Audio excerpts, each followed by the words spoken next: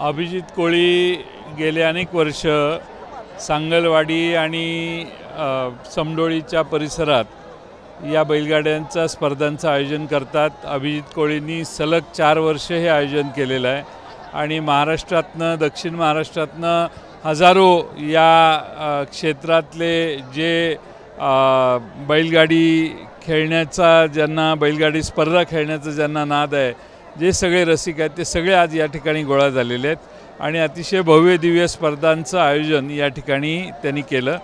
फार मोठ्या प्रमाणात लोकांच्यात हा खेळ किती यशस्वीपणाने लोकप्रिय झालेला आहे हे बघता येईल।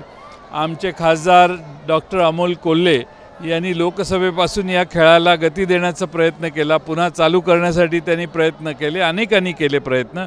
आज हे स्वरूप बघितलं तर बैलगाडा स्पर्धा या महाराष्ट्राच्या ग्रामीण भागात प्रचंड लोकप्रिय झाल्यात, हे मात्र खरं आहे। शक्तिपीठ संदर्भात आज सांगलीमध्ये बैठक पार पडली। रोहित पाटील होते, अरुण लाड होते, शक्तिपीठ आणि विशाल पाटील सुद्धा होते आणि 4 जिल्ह्यात जे काय जातं ते जिल्ह्यातले गावं बंद करण्याचा निर्णय आज त्यांनी घेतलेला आहे। शक्तिपीठ मध्ये ज्यांची जमीन जाते त्या सर्वांचा याला विरोध आहे। मुंबईला देखील ते मोर्चा घेऊन धरणं धरण्याचं आंदोलन त्यांनी काही दिवस केलं।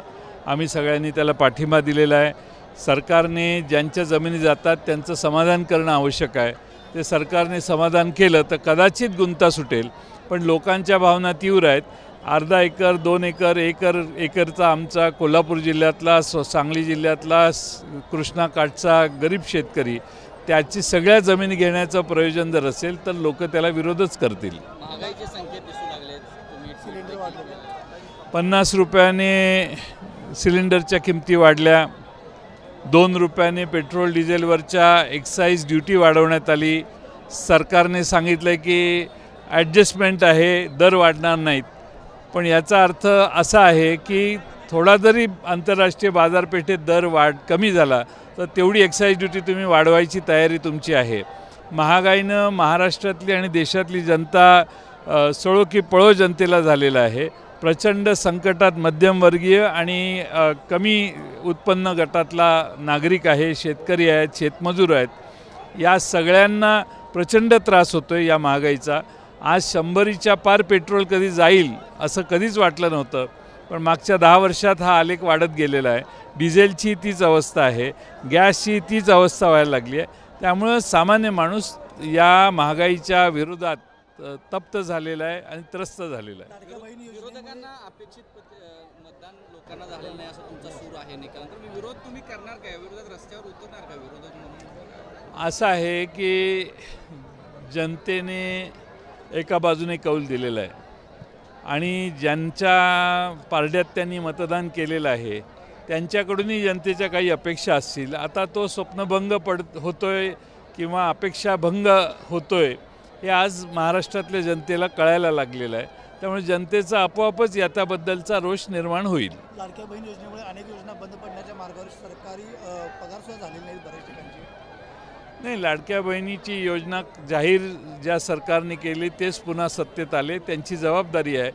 सरकारी नोकरांचा पगार असेल, शेतकऱ्यांना दिलेलं अनुदान असेल, महाराष्ट्रातले सगळे कार्यक्रम, रस्ते, गटार, पाणी, नगरपालिकेच्या समस्या सगळ्या सोडवत लाडक्या बहिणीला मात्र त्यांना सोडता येणार नाही। लाडक्या बहिणीतल्या एकही महिला कमी होऊ नये अशीच सगळ्या लाडक्या बहिणींची अपेक्षा आहे।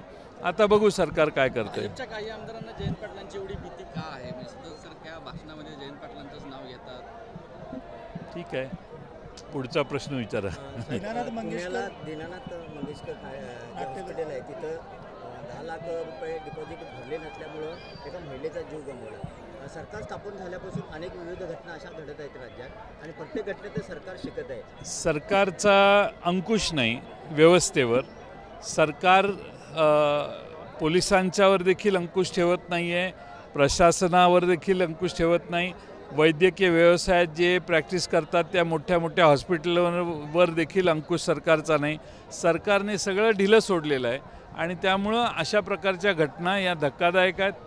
एका भगिनीचे प्राण जातात, 5 तास त्या रुग्णालयात ती भगिनी थांबलेली असते, रक्तपात होत असतो, तरी देखील रक्तस्राव होत असताना देखील या पद्धतीनं त्यांना ट्रीटमेंट दिली, हे फार धक्कादायक आहे.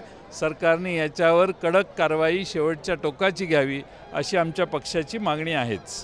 किरीट सोमय्या यांनी सांगितले मुंबईत 4,000 अनाधिकृत भोंगे आहेत, ते बंद केल्याशिवाय मी स्वस्थ बसणार नाही. प्रत्येक वेळेला जातीचं राजकारण या सरकारकडून खेळलं जातं आणि जातीजातीमध्ये तेढ निर्माण करण्याचं उद्योग राज्य सरकार स्थापन झाल्यापासून केले जातात, पण महत्त्वाच्या नाही. विषयावर दुर्लक्ष होतं. जेव्हा जेव्हा महत्त्वाचे प्रश्न, आता जगात सगळ्यात महत्त्वाचा प्रश्न काय आहे, ट्रम्पने टॅरिफ वाढवलेलं आहे. म्हणजे आपला कुठलाही माल अमेरिकेत जाणं आता दुरापास्त झालेलं आहे.